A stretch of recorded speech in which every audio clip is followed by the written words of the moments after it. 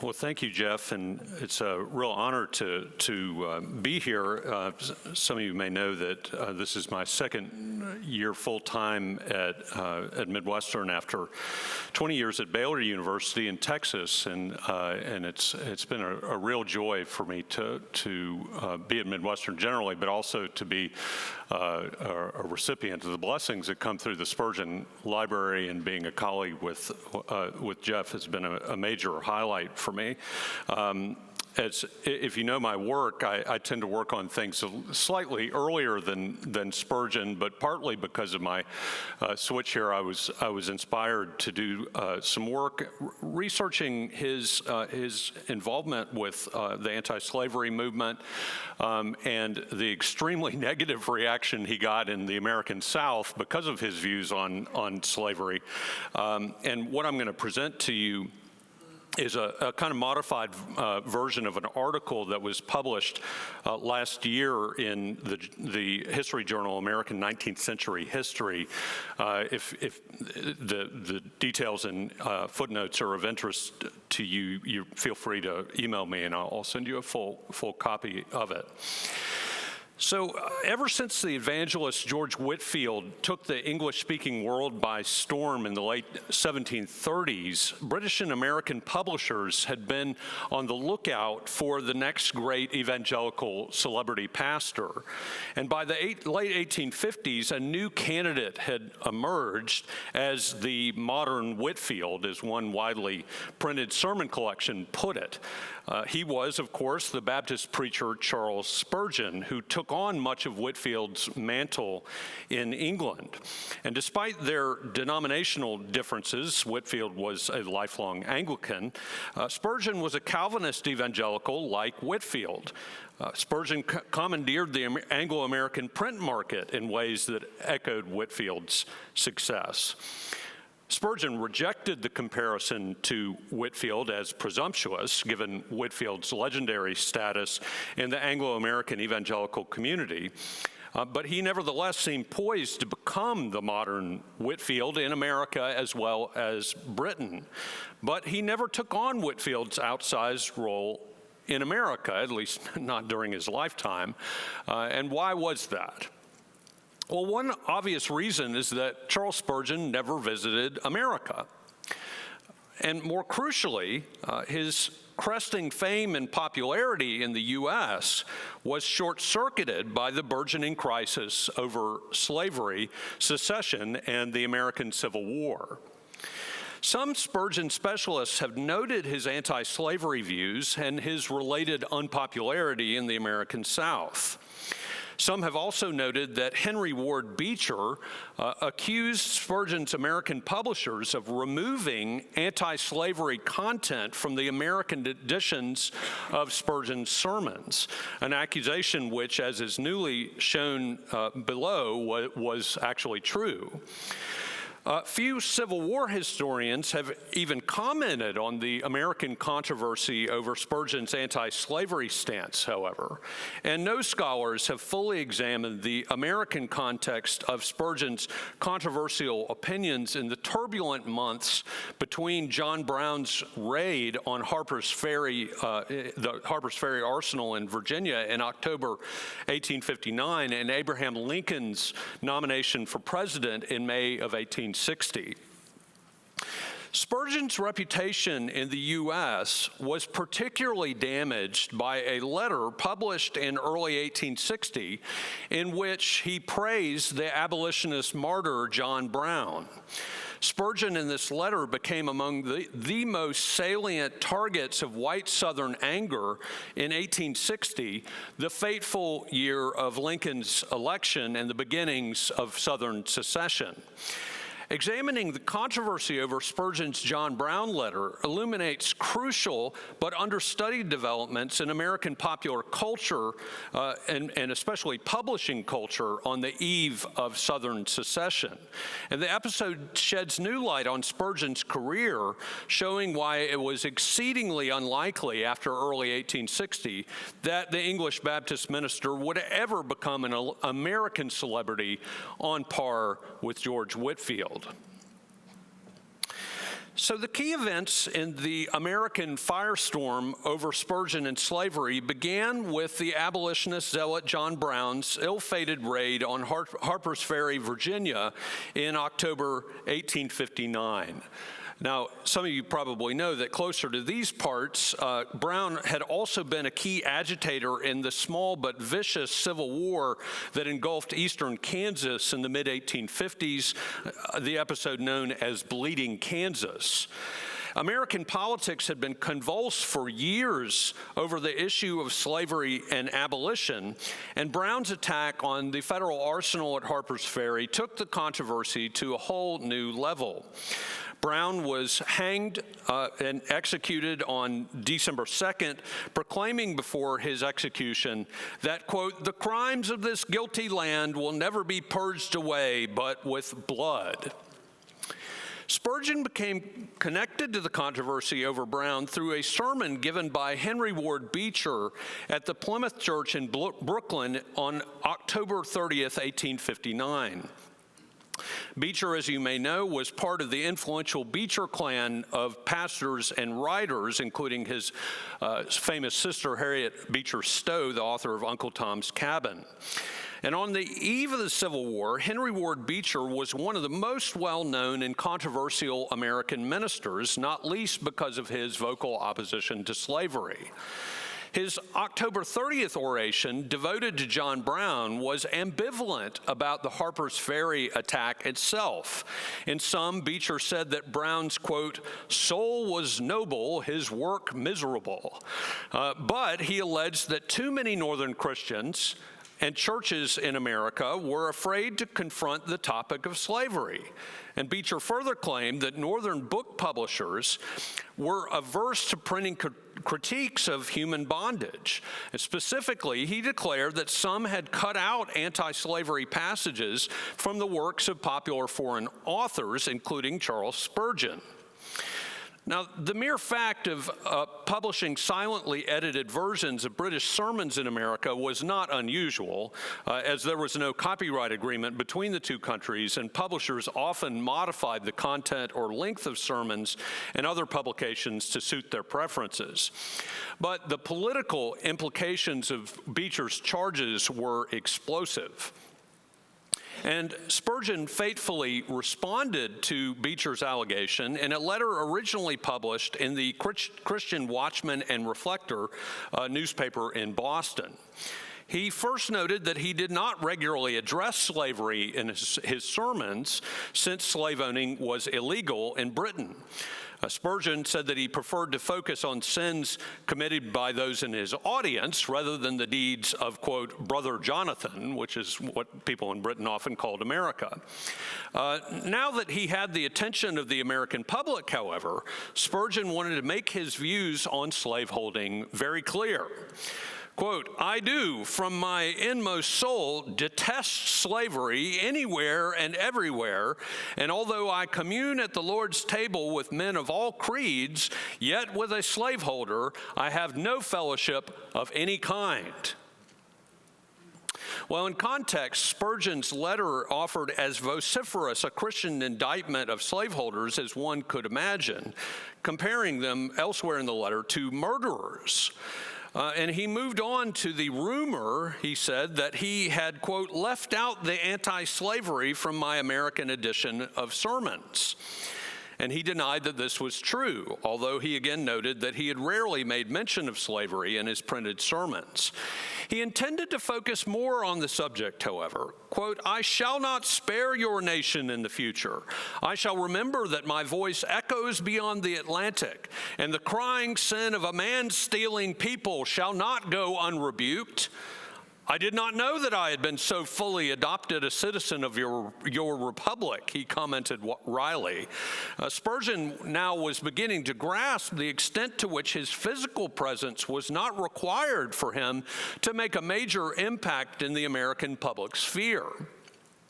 He followed up this letter with another in which he said that he was not aware of any, quote, allusions in his sermons that were cut. He believed the allegations of excising anti-slavery comments to be, quote, untrue. Again, he denounced slavery as, quote, a crime of crimes, a soul-destroying sin, and an iniquity which cries aloud for vengeance. He did not plan on publishing anything more extensive on the subject of slave owning, however, than these, quote, red-hot letters. Now, Spurgeon's first letter on slavery would have already been widely noticed and controversial, but it was the final lines of it that proved truly incendiary, literally incendiary.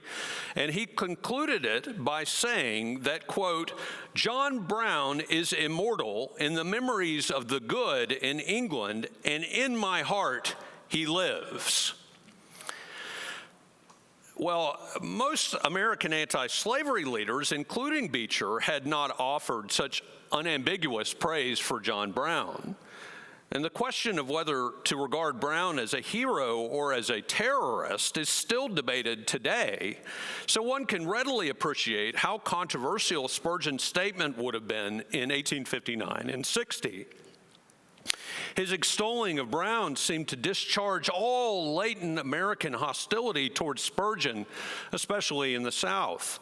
Indeed, he and his works became among the most common targets of popular rage in white Southern culture in the months preceding the presidential election of 1860. And newspapers widely reported that white Southerners burned Spurgeon's sermons in reaction to the Brown is Immortal letter. Spurgeon's Brown is Immortal letter was widely circulated in America by February 1860. And demonstrating that the comment about Brown was the center of the controversy and not just slavery, papers such as the New Orleans Daily Crescent and the Ripley Advertiser in Mississippi simply quoted that sentence in a short article titled, quote, Spurgeon, a John Brown man. By the end of the year, a book profiling American pastor Henry Northrop, who, like Beecher, was a minister in Brooklyn, summarized the effects of the controversy over Spurgeon in the U.S. And the author of the Northrop biography, George John Stevenson, was a London-based publisher who had also written a biography of Spurgeon in 1857.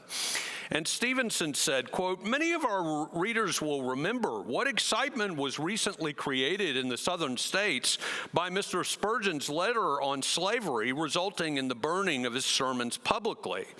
Stevenson told readers that, quote, pro-slavery men of the South have in large numbers written and sent by every mail the most insulting and threatening letters, exulting in a hope of having Mr. Spurgeon one day in their country, that they may take summary vengeance upon him for his daring opposition to slavery. Indeed, efflorescent denunciations of Spurgeon were reported frequently in the American press during the spring of 1860. One Jacksonville, Florida newspaper, as reported in the widely circulated New York Herald, called Spurgeon, quote, a beef-eating, puffed-up, vain, over-righteous, pharisaical English, which I think is the worst part of this list in the American newspapers, blab-mouth, ranting preacher of doctrine not found in the Bible. Another report said that in addition to, quote, kindling bonfires of his sermons, Spurgeon had been receiving letters that said things like, quote, you varmint, you vile English abolitionist, how we wish we had you over here. We grow plenty of hemp and would soon find a rope to hang you. The Fayetteville-based North Carolinian called Spurgeon, quote, a dirty, greasy English cockney. The New Orleans Delta, quoted in the Arkansas True Democrat, pronounced, quote, the Brown is Immortal letter characteristic of this, quote, inflated clerical mountebank, redolent of inherent concentrated and sublimated vulgarity. That's my favorite one, the sublimated vulgarity of Spurgeon. and a, quote, foul perspiration of sanctimonious brutality. They go on, right? The Bossier Banner, Louisiana, may have gone the farthest of all, in fact, by concluding that Spurgeon was a, quote, hell-deserving Englishman. Hell-deserving Englishman, and he deserved hell, presumably, for praising John Brown. If you get criticized sometimes, just think of Spurgeon, and you'll feel better. Goodness gracious. The Montgomery Mail in Alabama published a nationally reprinted story of a, quote, gentleman of the city who invited all to bring copies of Spurgeon's sermons to the town's jail yard to be burned in a bonfire. And when the sermons had been burned, the newspaper writer noted his hope that, quote, the works of this greasy Cockney vociferator may receive the same treatment throughout the South. The piece further suggested that if Spurgeon was ever to visit the South in person, quote, we trust that a stout cord may speedily find its way round his eloquent throat. The anti-slavery newspaper, The Liberator, explained that the outburst of rage against Spurgeon resulted from the Southern ministers and editors' inability to, quote, lay hands on the youthful Spurgeon, who happens to reside in a country where the almighty power of the dollar is not recognized. The newspaper included a letter from the venerable Baptist pastor Richard Fuller of Baltimore, who in 1845 had helped to found the Southern Baptist Convention. Fuller and his co-founders of the SBC established the organization, as I'm sure you're aware, to ensure that ownership of slaves was no barrier to holding office within the denomination, a policy contemplated at the Baptist National Triennial Convention prior to the SBC's withdrawal. Now Fuller praised Spurgeon's American publisher Sheldon and Company for, quote, giving perfect satisfaction to the South as well as the North and maintaining a dignified and independent position with regard to the slavery question. He noted that Spurgeon denied he had permitted the excision of inflammatory passages related to slavery. But Fuller was equivocal about whether Sheldon, Blakeman and Company had actually deleted any passages. In fact, Sheldon, Blakeman and Company appear to have done so. In Spurgeon's sermon, quote, Presumptuous Sins, 1857, he had raged against America's pretensions to, quote, freedom as compared to Britain. Spurgeon mocked the American slave masters' idea of freedom. The British admittedly did not have, quote, the freedom of beating our slaves to death or of shooting them if they choose to disobey. We have not the freedom of hunting men or the freedom of sucking another man's blood out of him to make us rich, Spurgeon declared. Now, this was only a brief allusion in the longer sermon, perhaps making it easier for the publisher to justify deleting this short passage. They silently did so in the American edition of the sermon. The passage, however brief, was as inflammatory as the Brown is Immortal letter. And it's not surprising that an American publisher with hopes of reaching a national audience would silently cut it, apparently without Spurgeon knowing or approving of it. In any case, Fuller's missive turned its full ire towards Spurgeon's Brown is Immortal letter, which he regarded as, quote, foolish. It should, quote, strike all pious men with amazement and disgust, Fuller concluded. A reckless fanatic, his hands red with blood, Brown, leads his banditti forth to commit treason and murder. And this felon, Fuller exclaimed, a minister of Jesus Christ extols as a saint and a Christian martyr who lives in his heart? So why would Spurgeon issue the Brown is Immortal letter given the volatile situation in America in 1860? Well, the most straightforward explanation is that Spurgeon possessed a long-standing moral revulsion against slave owning. Such a sentiment was widely held among British evangelicals, though not all of them believed that anti-slavery principles required unalloyed praise of John Brown or support for the Union side once the Civil War began. Spurgeon's stance towards slavery and national judgment left little room for hedging on these topics, however. In a June 1859 sermon, for example, he made one of his most ferocious statements against slavery, proclaiming that, quote, "There is no God in heaven if the iniquity of slavery goes unpunished. There is no God existing in heaven above if the cry of the Negro does not bring down a red hail of blood upon the nation that still holds the black man in slavery." He did not explicitly name the United States, but Spurgeon's inference was hard to miss. Spurgeon's view was akin to those of abolitionist radicals, such as the black anti-slavery activist Charles Langston of Ohio, who expressed the, quote, "deepest sympathy with the immortal John Brown." Or the British abolitionist advocate George Thompson, who declared that Brown was, quote, "one of whom the world was not worthy," alluding, of course, to Hebrews 11. Langston, for his part, criticized American abolitionists for hedging their praise of Brown by expressing doubts about his rash methods. Although Spurgeon did not explicitly endorse violence against slave masters, his talk of a red hail of blood and approval of John Brown's actions got close to implicitly doing so. Conversely, much of mainstream British opinion about Harper's Ferry was in line with the Times of London, which acknowledged the evils of slavery but called Brown's scheme, quote, "foolish and wicked." Correspondents in America and Britain also brought the Beecher allegation of excisions to Spurgeon's attention, and he became concerned that the charges of opportunistic deletions would raise questions about his integrity and his courage.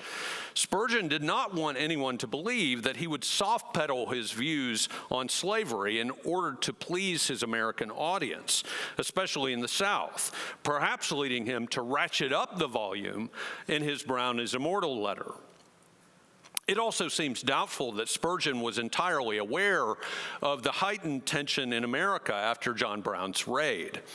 Ultimately, it's unclear why he felt the need to specifically praise John Brown in the letter, but doing so placed him on the far radical end of the anti-slavery spectrum of American and British opinion. Now, Spurgeon had little direct exposure to actual enslaved people. That slavery had long since been abolished in England itself, but an encounter with a runaway slave in 1859 undoubtedly energized his contempt for slavery. The runaway slave was from South Carolina, a man named John Andrew Jackson, runaway slave from South Carolina, and Spurgeon's relationship with Jackson may have helped to radicalize Spurgeon and make him more willing to provoke Christian slaveholders in America. Jackson had traveled to Canada in the wake of the Fugitive Slave Act of 1850. In 1857, he went to Britain, using references from anti-slavery figures such as Harriet Beecher Stowe and Frederick Douglass in hopes of raising funds to liberate family members who remained enslaved in the American South. And in 1862, Jackson published in London an autobiographical narrative called The Experience of a Slave in South Carolina. And he spoke about his ordeal as an enslaved man in an address at Spurgeon's New Park Street Chapel on December 8th, 1859, just when the controversy over John Brown's raid was blowing up. And Spurgeon commended Jackson's speech and alluded to John Brown's raid, saying that if Brown was in fact executed, he would be a Christian martyr. Spurgeon also reportedly responded to Jackson's address by proclaiming that, quote, "slavery is the foulest blot that ever stained a national escutcheon, or shield, and may have to be washed out with blood." Lots of talk about blood. America is in many respects a glorious country, but it may be necessary to teach her some wholesome lessons at the point of a bayonet. Wow. Jackson and his wife went on to join Spurgeon's church, and Spurgeon endorsed Jackson's experiences, calling him, quote, "worthy of all confidence and regard." I have to say that something went dreadfully wrong, though, in Jackson and Spurgeon's relationship by 1865. Jackson, by that point, accused Spurgeon of having promised to help his case, but then Jackson said, quote, "He dropped it, I suppose because the slaveholders burnt up your sermons." In any event, by December 1859, it appears that hearing about Brown's raid on Harper's Ferry, in addition to his encounter with Jackson, propelled Spurgeon to write the Brown is Immortal letter. The letter did not dramatically depart from Spurgeon's earlier anti-slavery sentiments, yet there was nothing that he could have said that would have caused more furor across the U.S., and particularly in the white South, than to unreservedly praise John Brown. Thus, it was not simply Spurgeon's anti-slavery sentiments that elicited the outburst of fury towards him. It was that arguably the most discussed and most widely published Anglo-American evangelical leader of the day had commended John Brown. Spurgeon did so at the beginning of 1860, as murmurs of civil war had already become widespread, partly due to Harper's Ferry, months before Lincoln's nomination for president. And for the first half of 1860, there were few figures or issues, aside from John Brown himself, that served as such a focus of white Southern resentment as Spurgeon and his letter. As the San Antonio Ledger and Texan asked in March, quote, "Can any of Spurgeon's former admirers in the United States reconcile the letter's profanity with the character of a Christian minister?" Modifying Acts 27:24, the author said, quote, "Spurgeon, thou art beside thyself. Much flattery hath made thee mad." The burnings continued as well. A Montgomery, Alabama bookseller hosted another bonfire in March, during which about, quote, 60 volumes of Spurgeon were reduced to smoke and ashes. Jeff Chang is shuddering. I want those volumes. In the summer of 1860 in Matthews County in far eastern Virginia, another report said that, quote, "Pious slaveholders burned copies of Spurgeon's sermons in front of a courthouse." Now, to be fair, actual burnings of Spurgeon's sermons seem to have been relatively few, but coverage of the bonfires made them known from New England to the Deep South to the Midwest and even out to California. And during the crucial months between Brown's raid and Lincoln's nomination, Spurgeon's alleged anti-slavery fanaticism and the burning of his sermons had provided the American press with a major focus of attention and indignation in the year that would conclude with South Carolina's exit from the Union. Now, as a historian, I have to say I'm better at explaining what happened in the past than telling people today what lessons they should take from the past.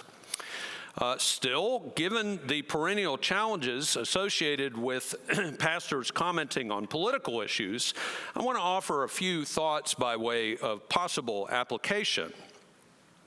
The first thought is that Spurgeon offers a winsome example of a pastor who correctly applied his understanding of biblical Christian ethics to a contemporary moral issue, namely American chattel slavery. To be sure, in Spurgeon's immediate context, the evangelical community in Britain, he was not taking an exceptionally controversial position by denouncing slavery itself, since slavery was long since abolished in England and had been abolished in Britain's Caribbean colonies, where most British Empire slaves lived, in 1833, the year before Charles Spurgeon was born. So in Spurgeon's pastoral and cultural context, there was not much risk involved in taking a strong stance against slavery. As we have seen, however, there was major risk involved in alienating potential readers and supporters in the U.S. So it is not as if his position on slavery cost him nothing. In any case, Spurgeon comes off looking great in historical retrospect when you compare him, for example, to the Baptist founders of schools such as Southern Seminary or Baylor University, my previous employer. This is part of why it is so wonderful that Midwestern and Spurgeon College have developed a foundational institutional connection to Spurgeon. Of course, he wasn't our founder, but we have this major connection to him because of the environment in which we sit. Not only was Spurgeon a world-class preacher and wordsmith, a thoroughgoing evangelical and a Calvinist, but he was an anti-slavery Baptist at the time of the Civil War. How wonderful. What a great person for us to be connected to. You can't do much better than Charles Spurgeon. And by the Lord's providence, the Missouri Baptist Convention and William Jewell College saw fit long ago to obtain the Spurgeon Library.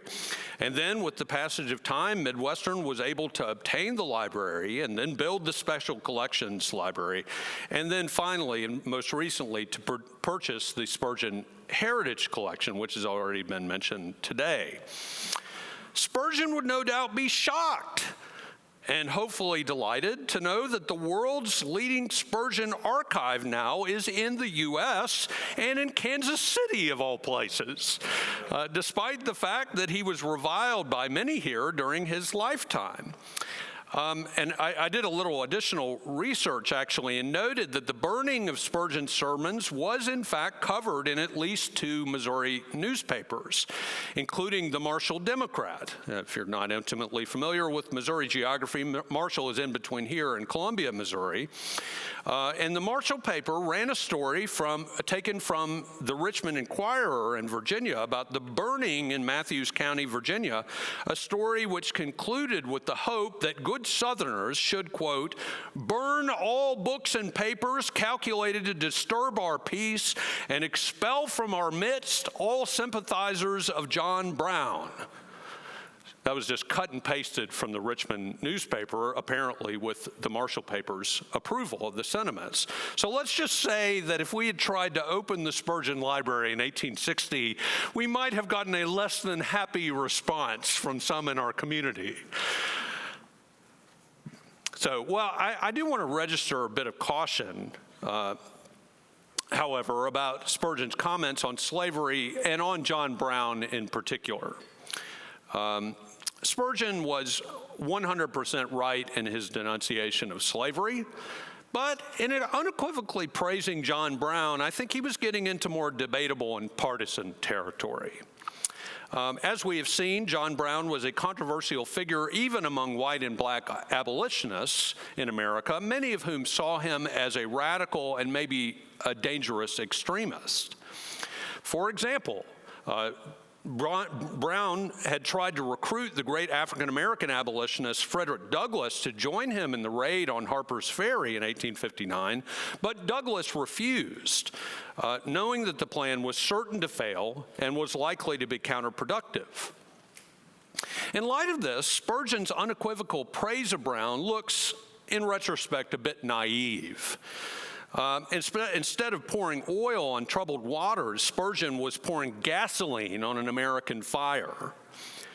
To be clear, again, Spurgeon was morally right in what he was saying, and it's better, I think, to be overly zealous and morally right than to be overly zealous and morally wrong.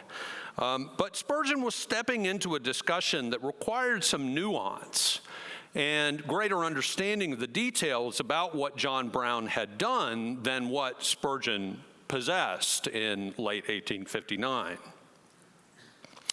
What might we learn from this episode then? Pastors obviously should speak out and speak out courageously on moral issues of the day, especially when they come up in the normal course of preaching through the Bible. For example, if a Bible-believing pastor today is speaking on Romans 1, he needs to be forthright and not shrink back when the text calls homosexual acts unnatural and shameful, even though he knows that some in his community would find that teaching intolerant and judgmental.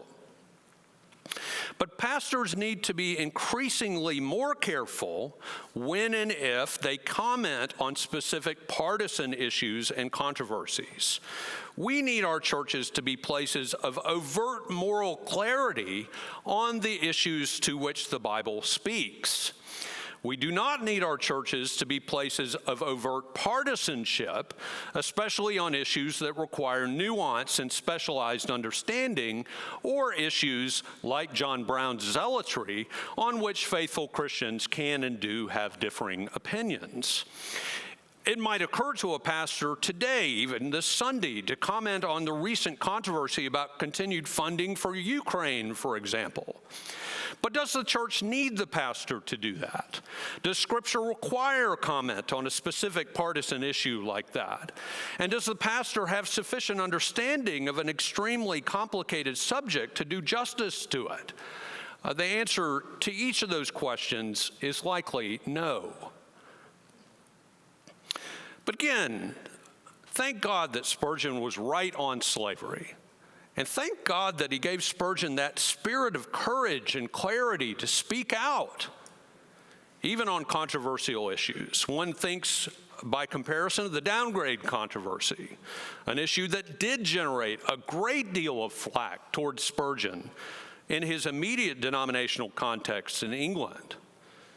He had courage to speak out when it was time to speak out. So if you have to choose between a pastor who pulls his punches on clear moral issues and one who can be a bit too inflammatory, literally inflammatory, in defending biblical principles, I think we would all prefer the latter. Thank you very much.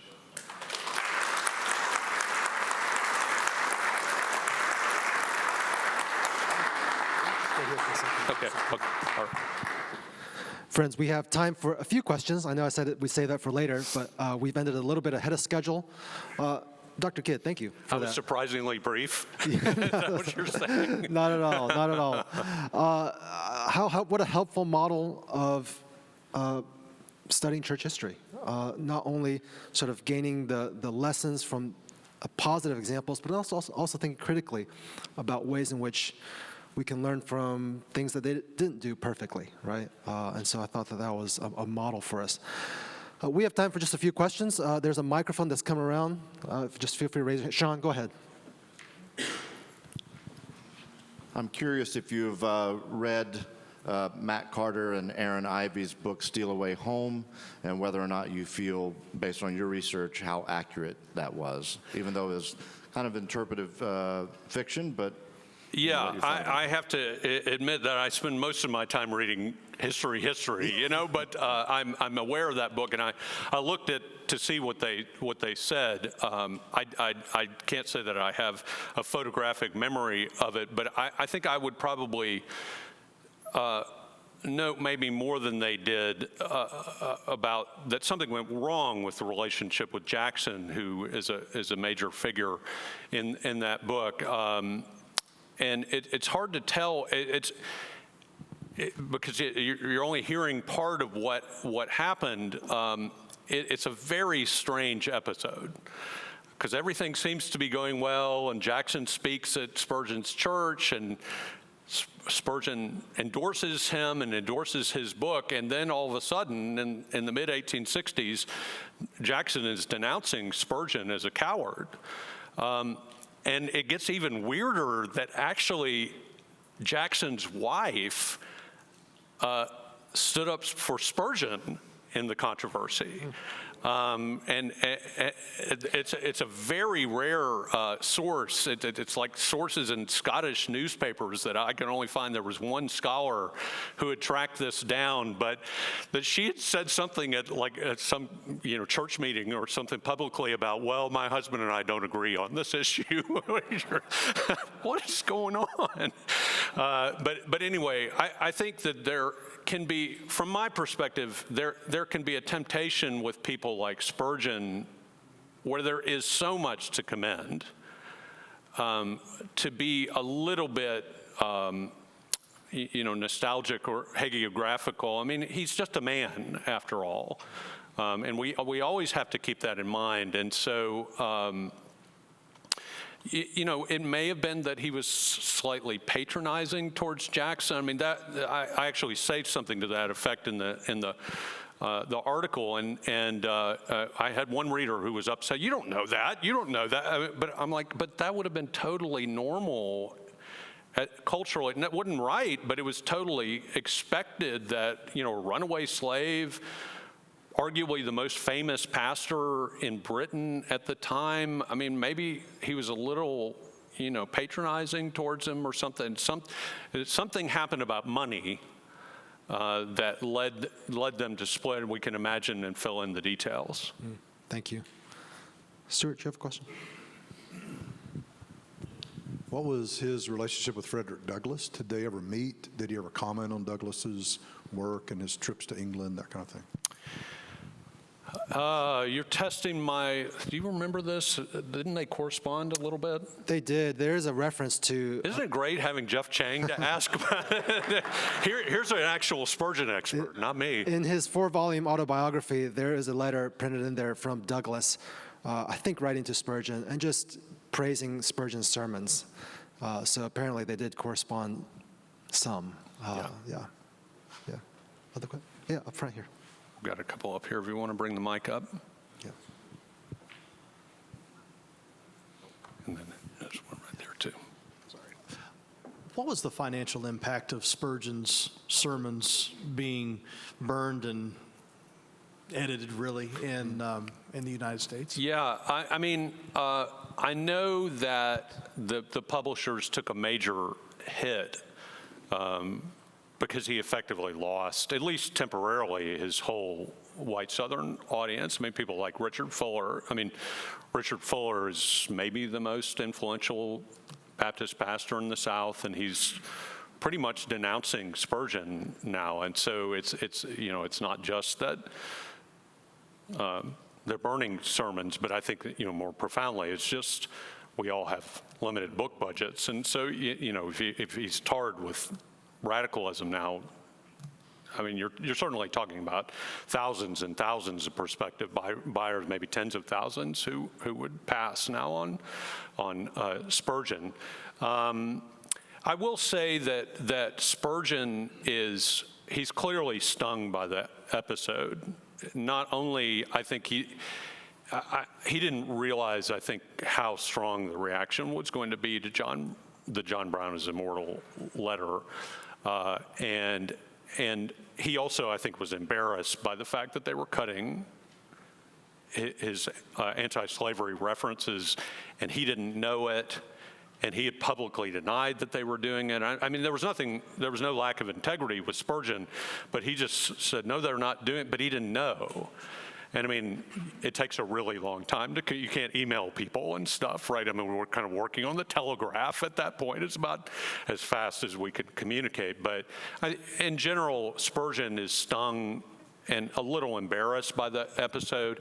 And so from the John Brown is Immortal letter, he very much tones down his comments on everything about slavery and the crisis in America, though he does make it clear that he wants the Union side to win, which again wouldn't have been the unanimous opinion in the British evangelical community, but a strong majority, I would say, opinion. So it wasn't that controversial in England to have that opinion. And there's I talk about in the longer version. There's a Southern Baptist pastor who goes and visits Spurgeon's church, maybe in 1864, and is kind of. He's wondering if Spurgeon is going to say anything nasty about white Southerners. And he said, he's as nice as he could be, and, what a wonderful sermon and all this. So you can see now that there's some papering over that's going on. And, I mean, clearly at some point in the American South, this whole episode was forgotten. You didn't get any flack from any white Southerners? Not that I'm aware of. Yeah. Blankety blank Spurgeon. I mean, so at some point, probably, by the late 1800s, well, I mean, and that's the way it was with a lot of the Civil War is, well, the late unpleasantness. Well, especially by the downgrade controversy, Yeah. the American South is very much appreciative of the stand that Spurgeon's taking. I talk in my book also about the impact that the burning of those sermons had on the pastor's college, because he was using that income to fund the training of pastors entirely, basically. And with that loss of income, he wondered if he would have to close the pastor's college. But that's when they sort of shifted the funding now more to the church rather than his own book selling. Yeah. One more question? Yeah, go ahead, sir. Yes, there's a microphone coming to you. Nice to see you again, Dr. Chen. Yeah, good to see you. So, growing up as I guess I'm black, as a black man in, inner city South St. Louis, growing up, I would always hear kind of opposition against Christianity, saying that that's the white man's religion, and that, particularly with the doctrines of grace and Calvinism, that white men used these doctrines to kind of subdue slaves and, tell them that, God predestined them to be slaves, so they shouldn't fight for their freedom. But hearing this, this is like mind-blowing, to hear that. Obviously, I mean, the Bible don't teach that, and it's a lie. And so what type of, recommendations would you make to someone potentially in my context of inner city St. Louis, dealing with a lot of Hebrew Israelites and like other, black radical nationalist groups that teach that all white men used Christianity to subdue black people? Yeah. Well, that's an important question, especially, because, I mean, Missouri was, a slave state. And I mean, one thing I would do is, concede that Southern evangelicals in particular have, a seriously problematic historical record on this issue.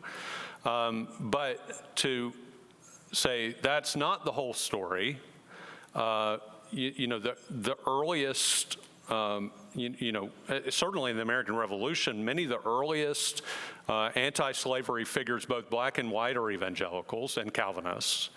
And when you look at it from the British perspective, the story is completely different, where the evangelical community is overwhelmingly anti-slavery, certainly by the 1820s.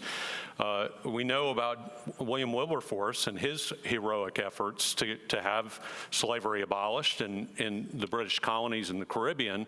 But you can. One of my favorite examples is the Baptist War in Jamaica in 1831, which I run into very few people who even know what this is. They say, "Wasn't the Baptist War in the 1990s?" Okay, that's another Baptist war. But to put it in a nutshell, in Jamaica in 1831, white and black Baptists, but especially black Baptists, Calvinists, rose up against the slave regime in a peaceful, basically, strike resistance movement against the slave masters, backed up by the white missionaries, encouraged by the white missionaries. It's one of the largest slave resistance movements in the history of the Western Hemisphere, and the overwhelming black and white evangelical reaction to this in Britain and in the British Caribbean was, this shows conclusively that slavery has to go. And the missionaries, watch this, the missionaries said, we can either have missions or we can have slavery, but we can't have both anymore. And what do? In 1833, they abolished slavery in the British Caribbean, where obviously most of the slaves in the British Empire lived. So I would just say, okay, yeah, white Southerners, people like Richard Fuller, serious problem on this issue. Are they the norm? I don't think they're the norm. I mean, because there are plenty of black evangelical Calvinists in the South at the time of the Civil War, and they're anti-slavery. The British evangelical community, overwhelmingly anti-slavery. White American Southerners, pro-slavery. So, I mean, you know, and I mean, these are my ancestors, right? I mean, but maybe they're aberrant. It's real. I mean, it's part of the SBC's history, obviously, but maybe they're aberrant, even in their own historical context. Thank you, Dr. Kidd.